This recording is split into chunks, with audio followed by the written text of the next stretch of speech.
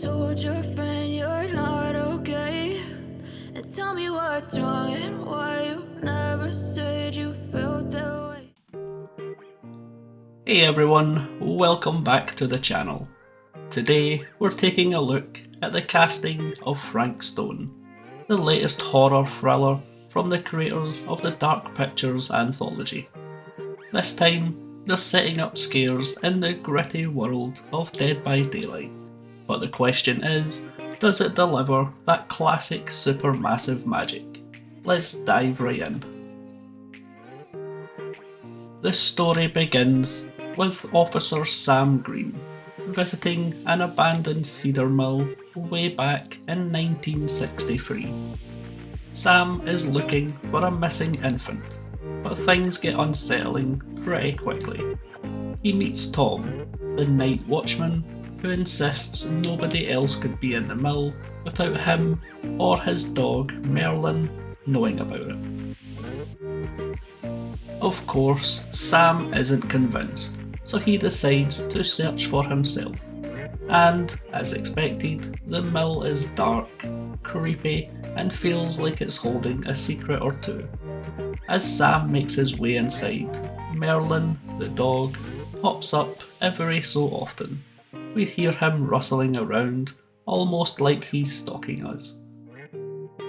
Pretty soon, we catch up to Merlin, but it's not a happy reunion.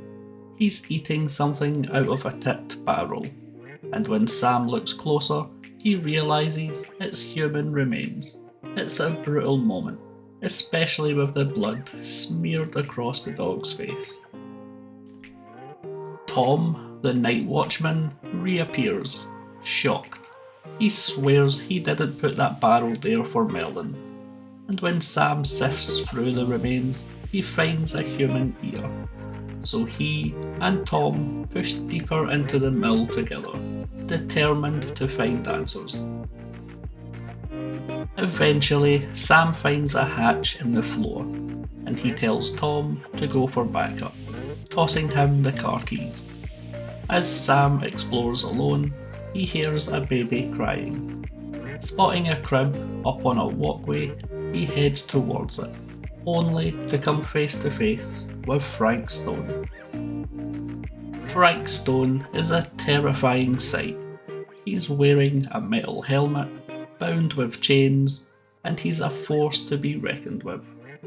He attacks Sam, quickly overpowering him and hanging him up on a spike.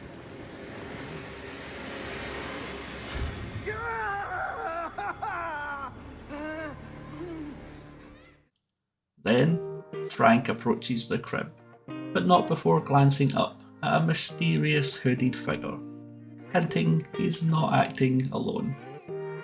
In a final burst of adrenaline, Sam manages to free himself and shoot Frank, sending him crashing off the walkway onto a spike below.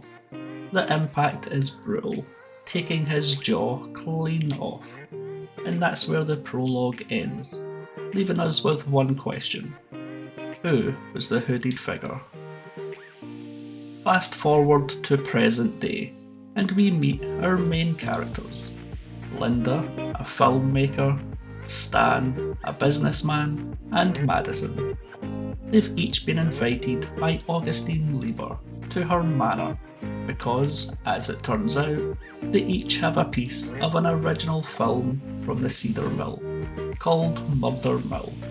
There's a rumour that it's haunted, and we're about to unravel that mystery. The plot jumps back and forth between present day and the 1980s, when the Murder Mill movie was first filmed. Our choices determine who makes it through the story. And yes, the QuickTime events are back. This time, they come with a Dead by Daylight twist, feeling more like DVD's skill checks, just one more layer of tension. We also have some collectibles scattered around, trinkets and dolls of Dead by Daylight killers. They're cool Easter eggs for DVD fans, but they don't add any story insights, which feels like a missed opportunity. So here's the verdict. Casting of Frank Stone has its moments, and there are definitely some chilling visuals and intense sequences. If you're a Dead by Daylight fan, you'll probably enjoy the nostalgic nods and connections to that universe. But for hardcore fans of Supermassive's horror style, this one falls short. The story, while solid, is a bit too straightforward, lacking the mystery and suspense that keeps you on the edge of your seat. From the start, you get a sense of where it's heading, and by the end, it doesn't hit as hard as I'd hoped. Without spoiling it, I'll just say the ending felt underwhelming. So where does casting of Frank Stone land on the fun meter? I'm going to give it a 52.